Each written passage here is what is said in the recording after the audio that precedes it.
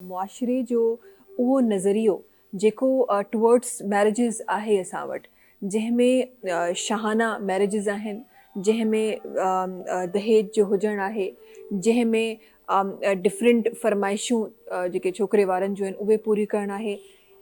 इन जो इन जी इमेजिनेशन या इन जो जेको इहो सुवाल कीअं कजे, बिकॉज़ अॼु बि असां वटि चाहे केतिरो बि पढ़ियलु लिखियलु मुआशिरो आहे, अॼु बि असां वटि ॾेज ॾियणु ऐं वठण जो रिवाजु आहे। ऐं जेका जंहिं माण्हू खे ॾाज उहा खणी वञे थी, उन जो सम्झो वञे थो त अच्छा जी हे ॾाढो गुड बुक्स में आहे, पर जंहिंखे नथो मिले उनखे या त ख़ुदा न ख़ास्ता ज़िंदगी सुठी नथी मिले, या सॼी ज़िंदगी या उहा शादी नथी हले, या डिफरेंट शयूं थियनि थियूं। इन बारे में तव्हां कीअं ॾिठो आहे मुआशिरे? वाह वाह, ॾाढो मूंखे तव्हां ख़ुशि कयो, अहिड़ो कम जो सुवालु पुछियो आहे तव्हां, एॾो कम जो सुवालु।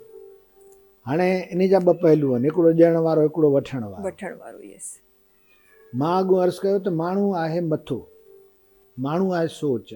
हाणे जेका ॻाल्हि मां तव्हांखे ॿुधायां थो, पंहिंजे ज़िंदगी जी रियल, जॾहिं मां फस्ट ईयर सेकेंड ईयर जो शागिर्दु हुयुसि, छो त असांजो मथो मुंड खां ख़राबु आहे, ॼाए जे मखां।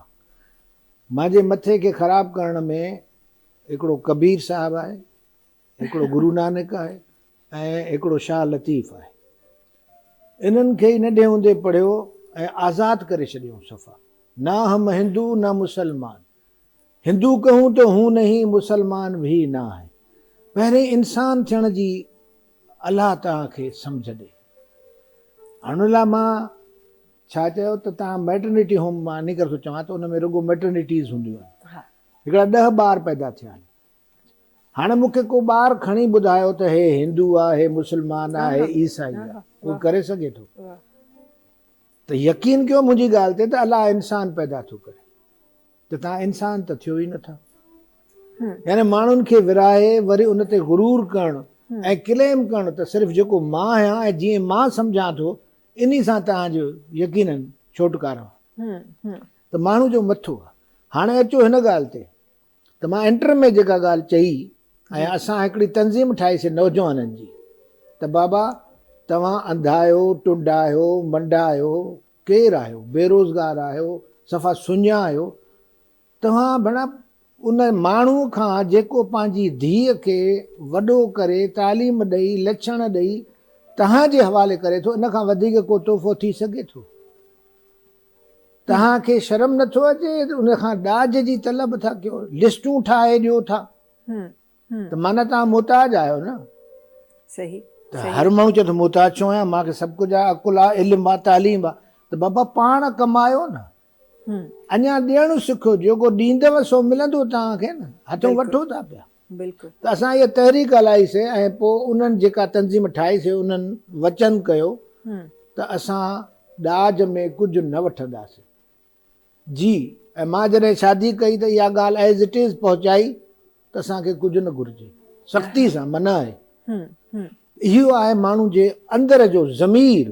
त तव्हां पाण जवान आहे, मां उन जवाननि सां ॻाल्हायां थो जेके शादी लाइक़ु आहिनि, त ॿिए खे फैसिलिटी, इन खां वधीक तव्हांखे कहिड़ो तोहफ़ो ॾे, कहिड़ो ॾाज ॾे, पंहिंजे जिगर जो टुकर तव्हांखे ॾे थो।